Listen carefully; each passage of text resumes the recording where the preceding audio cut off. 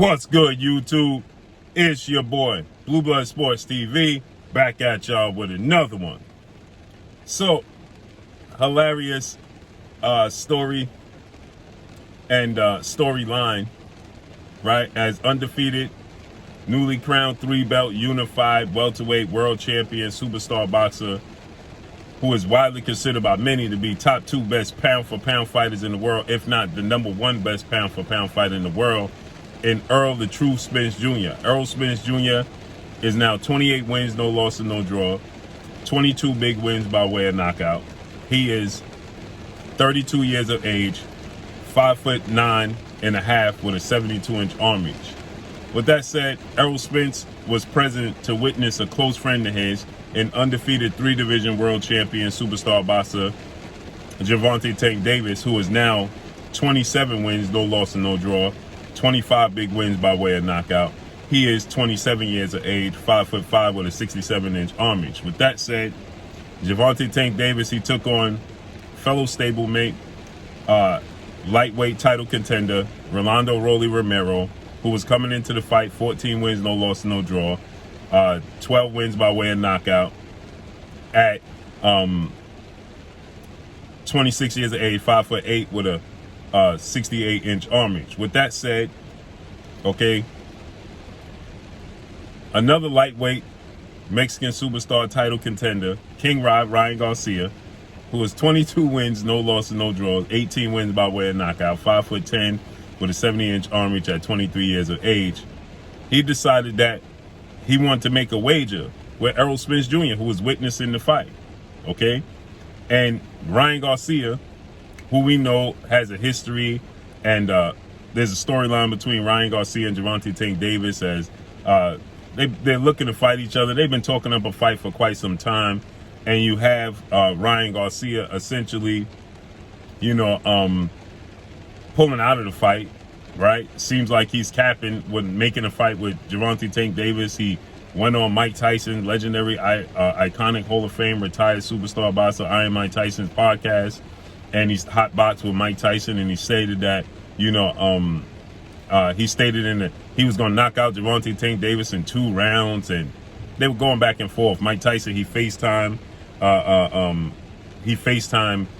Gervonta Tank Davis when he said this, and they went back and forth and talked up the fight, built up the fight, and the fight never came to fruition.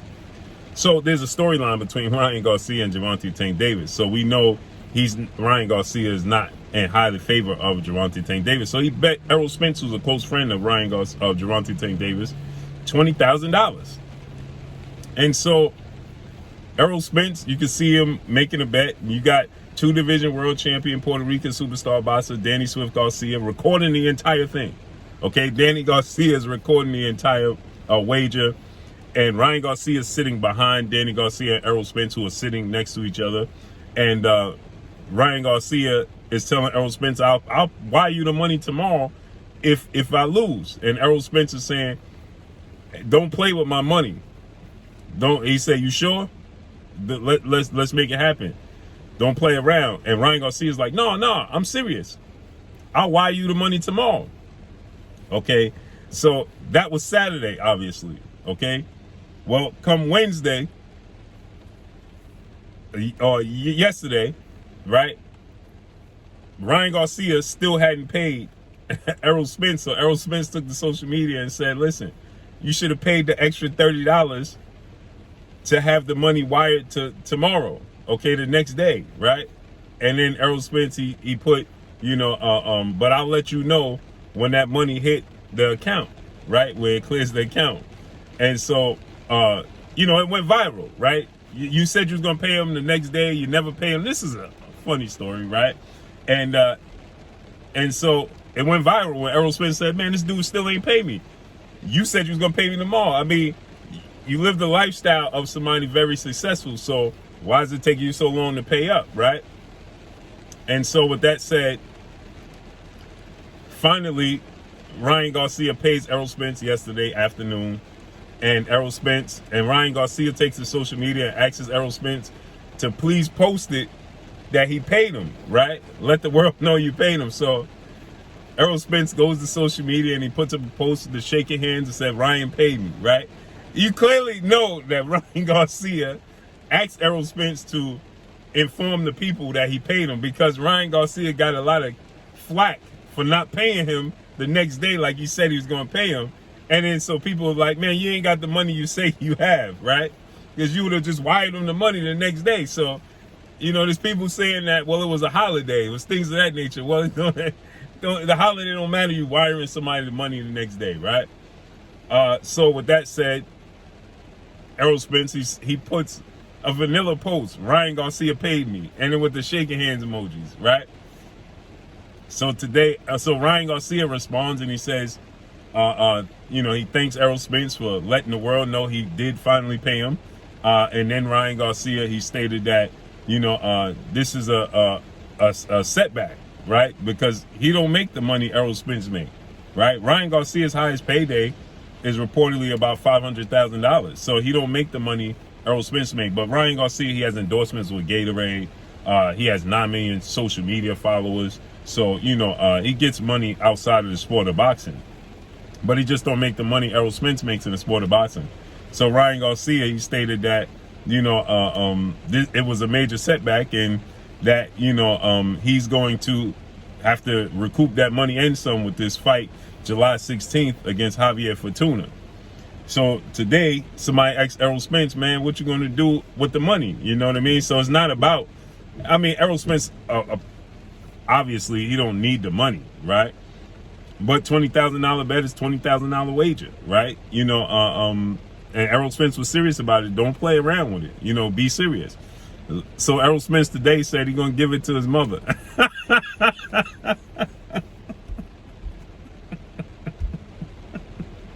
Hey, I find this all hilarious, right?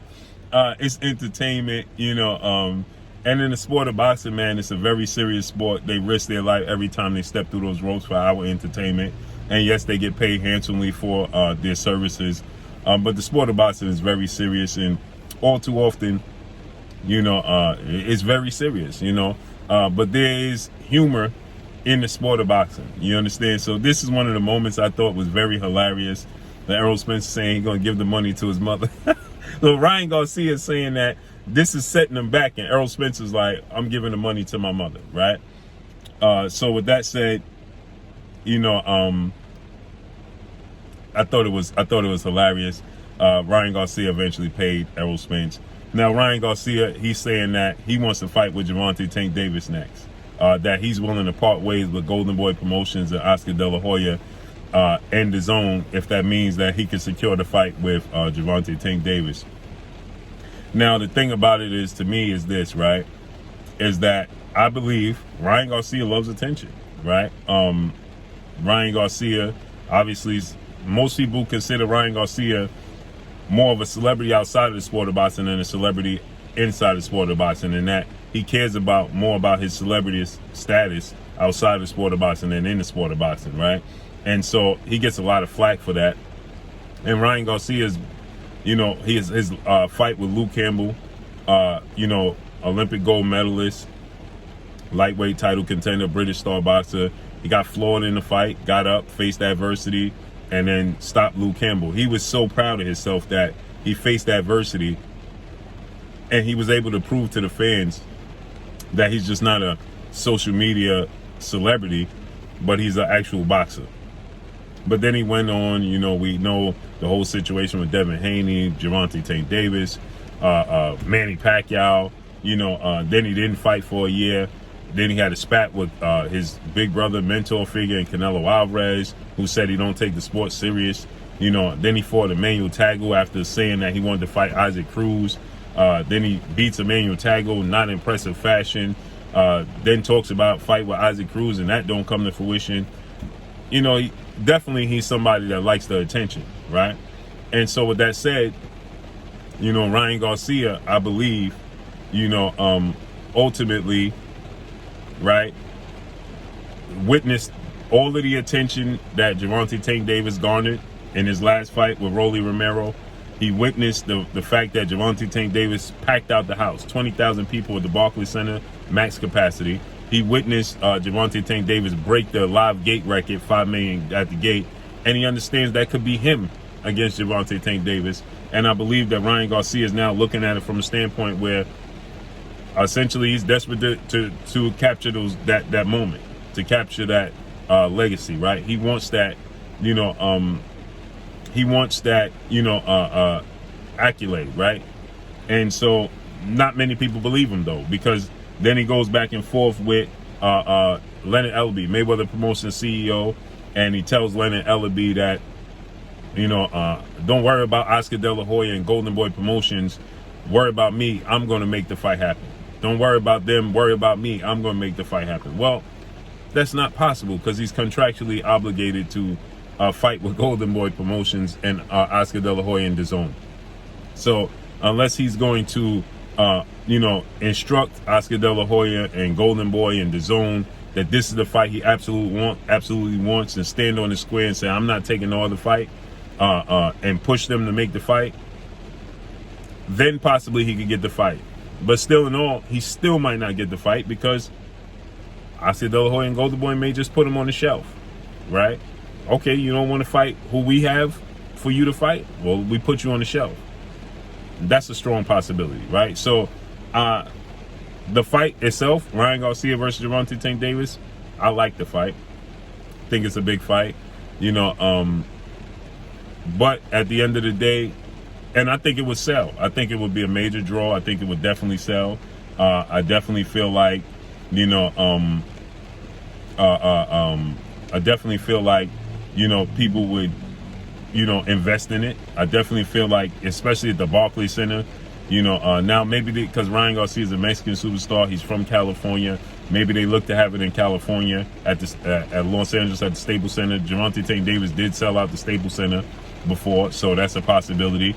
So maybe they look to have it in somewhere in California, where they could have Ryan Garcia fan base, Mexican fan base, and fan base overall in attendance to make sure they are sure that his fan base will be able to be accessible to be there. Okay, make it convenient for them, opposed to coming to the East Coast. But again, Gervonta Tank Davis, he's made a home for himself at the Barclays Center because he's won his first world title there.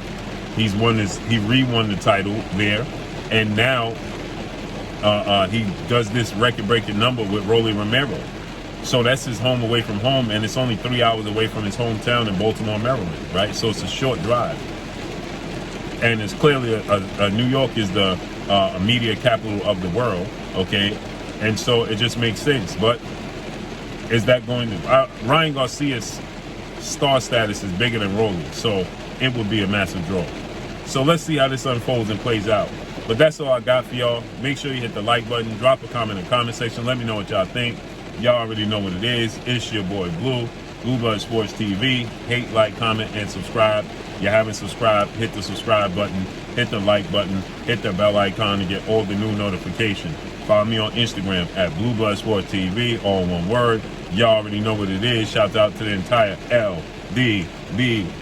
Shout out to New Media. Shout out to Black Media Row. Make sure you like and share these videos. That's all I got for y'all. Peace.